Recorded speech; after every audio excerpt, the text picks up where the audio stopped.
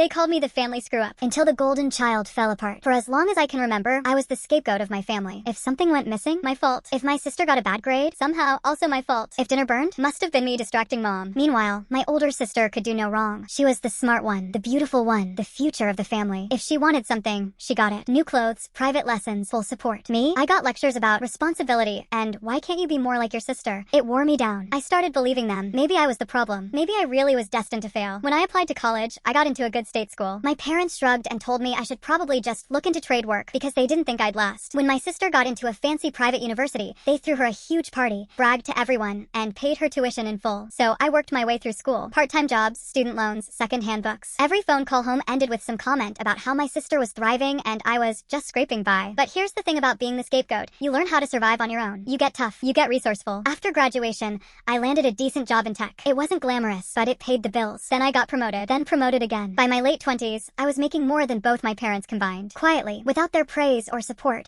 I was building a life. Meanwhile, my sister's story wasn't going the way everyone imagined. The expensive degree didn't translate into a stable career. She bounced from job to job, racking up credit card debt, still living at home because she couldn't get on her feet. The turning point came at Thanksgiving. My parents, as usual, were doting on her, talking about how hard she was working, how life is just unfair sometimes. Then they turned to me, and I'll never forget this. My mom said, "You should help your sister. You've been lucky. She deserves a chance too." Lucky. That word lit me up inside. I put down my fork, pulled out my phone, and showed them my savings account, my investments, my career milestones, everything I had built while they were busy calling me the screw-up. I told them, this isn't luck. This is what happens when you stop waiting for someone else to save you and start saving yourself. The room went silent. My sister looked furious. My parents looked like someone had dumped cold water over them. I didn't stick around for dessert. Now, years later, I own my own place. I travel. I'm engaged to someone who actually sees me for who I am. My sister? Still at home. Still the golden child. Except the shine has completely worn off. And my parents? They've started calling more often. Suddenly proud of me. Suddenly trying to rewrite the past. But I remember. I remember every insult, every dismissal,